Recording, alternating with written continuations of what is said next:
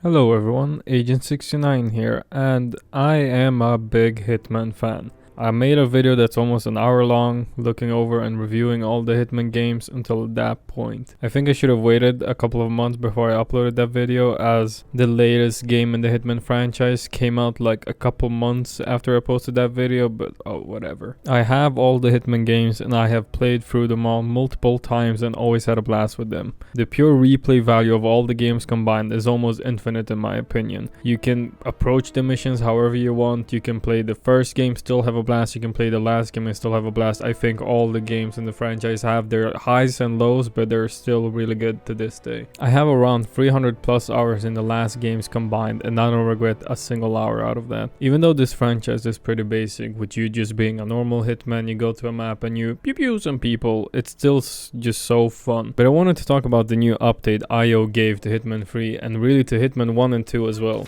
First of all, they got rid of the season system and just combined all the new games into Hitman World of Assassination. This is a huge W for existing players and new players to not be confused on what game they should buy in the Hitman franchise, what DLC they should buy, and just shit like that. It's a huge improvement. But for me, the most important thing in this update is the Freelancer mode. Spoilers for the game, so skip to this time mark if you want to avoid them and you just don't want to get spoiled. Skip to this and yeah, here we go. So basically the story of the new Hitman games is where you work for the ICA, you find out you have like a twin brother, you work with him, he dies, then you get another friend but she goes away, then Diana betrays you, you take down the ICA you have been working for years at this time, and then you try to take down the main bad guy.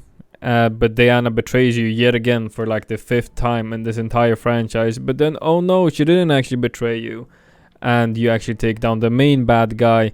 And finally you're free. You're no longer working for the ICA, the company you've been working for this long ass time. Now you're just like a free man. And this is where Freelancer comes into place, where you're a free man and you work now with Diana and yourself. Basically, there's no middleman, there's no company, it's just the two of you. So you and Diana are trying to take down criminal gangs known as syndicates, and I think this game mode portrays this shit really nicely. The mode itself has issues, but I think for what it is now, it's really good. I think if IO just listens to the community feedback and after some time, I can see this game mode being like literally perfect for the Hitman franchise. But like, yet again, it has issues, but I think if we just wait enough, and as the game mode is now, it is really good. So how Freelancer differs from the main game is basically the system where you bring your guns in and equipment is massively different, where you can't just bring out any gun you want like to the mission. You actually have to go into the mission without any guns, and you have to find an NPC that sells guns, and the guns you pick up from like guards, targets or whatever, then you have to bring them back to your safe house in order to keep them and use them on the next mission, or if you just want to have them on your shelf, that's fine. It's really cool, and it feels more like everything is in your control now, and it's more risk than reward, and I like it because you want to plan ahead on what guns you want to bring into missions, because you know if you're gonna fail the mission, you're gonna lose that gun and you'll have to wait until shop will have that gun again, so it might not be viable to go into a mission you know nothing about with like your best loadout, like your best guns and equipment. Basically, when you complete a mission you get money, and I think this is just perfect. I think Hitman should have done this from the beginning, like somewhat in the main game. Like, I don't know how they would implement it, but I think they should have done it. As you are a top tier assassin, right? People are like paying you millions to kill like secret targets, like fucking security to the maximum. Only you can pull this job off. And when you're playing the missions, like, yeah, you don't think about it, but in reality, you're getting paid millions, bro. You're buying like a fucking Ferrari, Rolex, fucking investing in the stock market and shit like that. And you have everything about that in the Freelancer mode, which I love. And basically with the money you earn, you just buy more guns. I think they should implement maybe that you can buy some extra stuff for your safe house with the money that you earn. Because I think like if you buy all the guns with your money, there's not much purpose into having money because you can't really buy anything more. But what you do have instead is you have a mastery level with the safe house, and depending on how well you perform on the missions and how much XP you get will decide like, oh, you can redecorate your bedroom now, you can redecorate the living room now, and it's just so cool. The save house is the best part about this update so far. I just love it. It looks so cool, so cozy. I would fucking kill myself to live in that house. But the good thing about this update as well is that for new players and players like me, is that you no longer have to care so much about the silent assassin rating anymore on missions, because now you have alternative objectives. It might be like eliminate 3 guards with an SMG, or eliminate 3 guards with like a unsilenced shotgun, or you need to poison your target, you need to blind your target, you need to hide the bodies, you only can do headshot kills and shit like that.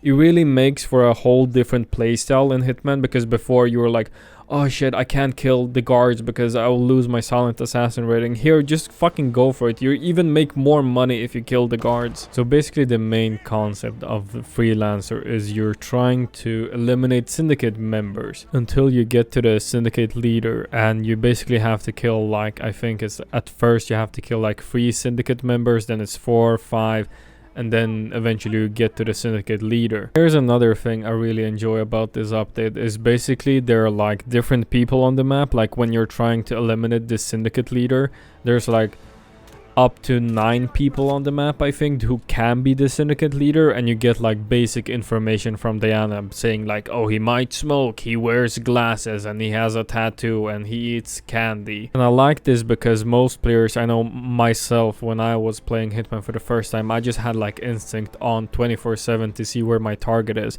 But now if you use instinct, you'll see like 9 different people. You're like, oh shit, who's who?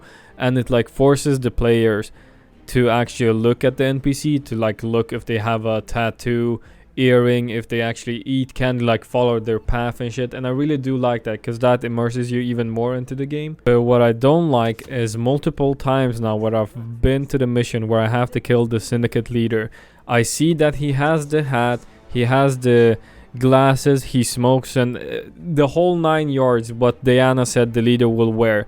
I kill him, and it's not him. Apparently it's someone else who doesn't wear glasses or a hat, when Diana specifically told me that he will wear a hat and glasses. I'm like, what? So I don't know if it's a bug, or maybe it's like Diana has some misinformation, but I do not like that at all, especially when you lose your guns and she tells you somebody has a hat and then the actual leader doesn't have a hat. I fucking hate that shit. But yeah, overall I think this update is just a huge W from IO, giving this free update. This is a free update, you don't have to pay for anything here, and like giving players like me more content for a long ass time. Like with Freelancer, I have easily months of fucking content to play through in Hitman now, because usually when I go back to that game, I'm just like trying to find like new speedrun strats, just like trying to do speedruns for fun. But now with Freelancer, I actually have new content I can repeat doing for like fucking several months now, just purely with the fact that having the save house, trying to get like new cars, collecting like the different trophies you get after completing missions, like getting more weapons. And I think even this update might interest new players who don't even like Hitman that much, because it's just so different from the main game.